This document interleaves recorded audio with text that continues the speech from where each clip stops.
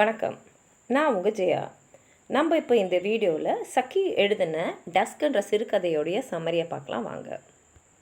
இந்த கதையில் இவரோட மனநிலையை எழுதுகிறாரு. அது மாத்திரம் இல்லாமல் இவர் பார்த்த ஒரு ஸ்ட்ரேஞ்சர்னால் முன்பின் அறிமுகம் இல்லாதவரையும் பற்றி எழுதுகிறாரு. அதுக்கு பின்னாடி என்ன நடந்ததுன்றது தான் கதையோட ட்விஸ்ட்டே. சக்கின்றது ஹெக்டர் ஹியூக் முன்ரோ, அதாவது ஹெச்ஹெச் முன்ரோட பெண் நேமு. இவர் மயன்மாரில் தான் பிறந்தார். இவர் ஒரு பிரிட்டிஷ் ரைட்டர். இவர் நிறைய சிறுகதைகளும் எழுதியிருக்காரு, பத்திரிக்கையாளரும் வந்திருக்காரு. இவருடைய ரொம்ப ஃபேமஸான ஒர்க்ஸ்ன்னு பார்த்தீங்கன்னா the open window, the interlopers, the Gabriel Ernest. இந்த கதையில் பார்த்தீங்கன்னா அவர் என்ன சொல்ல வர்றாருன்னா, தோற்றத்தை வச்சு யாரையும் மதிப்பிடாதுன்னு தான் சொல்ல வர்றாரு. கதையோட ஆரம்பத்தில் நார்மன் காட்ஸ்பைன்ற ஒருத்தர் பார்க்கில் உட்காந்துக்கிட்டு அப்படியே யோசிச்சுட்டு இருக்காரு. டஸ்க்குனா சாயங்கால பொழுது, அதாவது இரவுக்கு முன்னாடி இருக்கக்கூடிய சாயங்காலம், அது அந்த நேரம். இவரை பொறுத்த வரைக்கும் அந்த நேரம் யாருக்குன்னா தோல்வி அடைஞ்சவங்களுக்கு. யாரும் நம்மளை அடையாளம் பார்க்கக்கூடாது, நம்மளை யாரும் தெரிஞ்ச மாதிரி இருக்கக்கூடாது, நம்ம கொஞ்சம் ரிலாக்ஸேஷனுக்காக நம்மளோட வருத்தத்தை இயற்கையோடு பகிர்ந்துக்கிறதுக்காக வெளியில் வரணும்னு நினைக்கிறவங்களுக்கு, அதாவது வீட்டுக்குள்ளேயே முடங்கி இருந்துட்டு கொஞ்சம் வெளியில் வரணும், ஆனால் யாரும் நம்மளை பார்க்கக்கூடாது, நம்ம தோல்வியை ஞாபகப்படுத்தக்கூடாதுன்னு நினைக்கிறவங்களுக்கு தான் இந்த நேரம்னு நினச்சிட்டுருக்காரு. ஏன்னா அவரும் தன்னோட நிலைமை இப்போ தோல்வியில் தான் இருக்குது அப்படின்னு நினைக்கிறாரு. ஆனால் என்னென்னா நிறைய பேர் அவங்க தோல்வியை பணத்தோடு சம்மந்தப்படுத்தி பார்ப்பாங்க. இவருக்கு அந்த கவலை இல்லை, பணம் நிறையா இருக்குது, இவரோட தோல்வி வேறு வகையில் அமைஞ்சது தான். அப்போது அவர் பார்க்குறாரு, அவரோட சீட்டு பக்கத்தில் ஒரு வயதானவர் உட்கார்ந்துட்டுருக்காரு. இவர் கண்ணுக்கு அவரும் தோல்வி அடைஞ்சவர் மாதிரி தான் தெரிகிறாரு. இப்போ அந்த வயதானவர் எழுந்து போயிட்டப்புறம் அந்த இடத்துல ஒரு இளைஞர் உட்காராரு. அந்த வயதானர் மாதிரி அவர் சரியாலாம் ஆடையெல்லாம் போடாமல் ஒரு ஏழ்மையான நிலைமையில் இருந்த மாதிரி இருந்தது.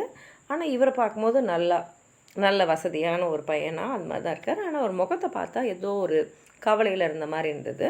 அதனால் காட்ஸ்பே கேட்குறாரு, என்ன ஆச்சு, ஏன் கவலையாக இருக்கீங்கன்னு போது இந்த இளைஞர் அவரை பற்றி சொல்கிறாரு. அவர் சொல்கிறார், இந்த இடத்துக்கு நான் புதுசு, நான் இங்கே ஏற்கனவே ஒரு ஹோட்டலில் புக் பண்ணிவிட்டு பணம்லாம் கட்டிட்டு தான் வந்தேன். ஆனால் இங்கே பார்த்தா அந்த ஹோட்டல் இப்போ இங்கே இல்லை, அது மூடிட்டு தான் சொல்கிறாங்க.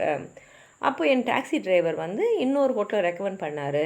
நான் அங்கே போய் பார்த்தேன். அங்கே போயிட்ட அப்புறம் தான் பையை திறந்து குளிக்கலான்னு பார்க்கும்போது நான் என்னோடய சோப்பை மறந்துட்டது எனக்கு தெரிஞ்சுது. எனக்கு அந்த ஹோட்டலில் இருக்கிற சோப்பெல்லாம் உபயோகப்படுத்துறது பிடிக்காது. அதனால் வெளியில் நான் ஒரு சோப்பை வாங்கிட்டு திரும்பி போகலான்னு பார்க்கும்போது நான் அந்த ஹோட்டல் எங்கே இருக்குன்றத வழியை மறந்துட்டேன். சுற்றி பார்த்து இடத்த தொலைச்சிட்டேன். இப்போ இருந்த பணத்தையும் நான் ஹோட்டலுக்கு கட்டிட்டேன். அது மாத்திரம் இல்லை, இப்போ தான் பார்க்குறேன் நான் வாங்கின சோப்பை கூட தொலைச்சிட்டேன். என்ன பண்ணுறதுனே தெரியல. இப்போ எனக்கு திரும்பி பணம் கிடைக்கிற வரைக்கும் நான் ராத்திரியை இந்த மாதிரி ஏதாவது ஒரு இடத்துல தான் கழிக்கணும் அப்படின்னு சொல்லும் போது காட்ஸ்பேக்கு அதை நம்ப முடியல. இந்த இளைஞருக்கும் புரியுது காட்ஸ்பே நம்மளை நம்பலைன்னு. அதனால் நான் சொல்கிறேன், எனக்கு தெரியுது என் கதையை கேட்குற யாரும் என்னை நம்ப மாட்டாங்கன்னு. ஆனால் யாராவது நம்பி எனக்கு தேவையான பணத்தை கொடுக்கலன்னா நான் இதே மாதிரி தெருவில் தான் இந்த ராத்திரி ஃபுல்லாக கிடக்கணும் அப்படின்னு சொல்கிறாரு. இப்போ காட்ஸ்பே என்ன சொல்கிறாருன்னா, நானே என்னுடைய தோல்வியை நினச்சி கஷ்டத்தில் இருக்கேன். இந்த பையன் சோப்பை தொலைச்சிட்டேன்னு சொல்கிறது, வழியை தொலைச்சின்னு சொல்கிறது நம்புகிற மாதிரி இல்லை, பொய் தான் சொல்கிறான். மற்றவங்கள ஏமாற்றி பணம் வாங்குறதுக்கு இது ஒரு வழி அப்படின்ற மாதிரி நினச்சின்னு சொல்கிறாரு. இந்த இளைஞரும் பக்கத்துலலாம் தேடி பார்க்குறாரு. இந்த சோப்பு எங்கே தான் எங்கேயோ போட்டேன்னு தேடி பார்க்குறாரு, ஆனால் அவர் கிடைக்கல. அதுக்கப்புறம் அவருக்கு நல்லா புரிஞ்சிடுது, காட்ஸ்பே நிச்சயமாக நமக்கு உதவ மாட்டார், நம்ம கதையை அவர் நம்பலைன்னு. அதனால் அங்கேருந்து போயிடுறாரு. ஆனால் போகும்போது நல்லா தலையை நிமித்திட்டு அப்படி தான் போகிறாரு. அவர் போயிட்ட அப்புறம் தான் பார்க்குறாரு, காட்ஸ்பே கண்ணுக்கு அந்த சோப் தரையில் தெரியுது. சச்சோ, அப்போ அவர் உண்மையை தான் சொல்லியிருக்காரு போல இருக்குன்னு சொல்லிட்டு என்ன பண்ணுறாரு, அந்த சோப்பை எடுத்துக்கிட்டு அந்த பையனை தேடி அவங்ககிட்ட சோப்பையும் கொடுத்துட்டு சாரி சொல்லிட்டு கொஞ்சம் பணமும் கொடுக்குறாரு. அது மாத்திரம் இல்லாமல் அவரோட கார்டை தராரு. ஏன்னா அந்த பணத்தை அவர் திருப்பி தரணும்னு நினச்சாருன்னா கொடுக்கணும் இல்லையா, அதுக்காக. ஏன்னா இப்போதைக்கு பணம் இல்லை, பின்னாடி பணம் வந்தால் திருப்பி கொடுக்கணும் இல்லையா, அதுக்காக. ரெண்டுத்தையும் வாங்கிட்டு அந்த ஆளை வேகமாக போயிடுறாரு.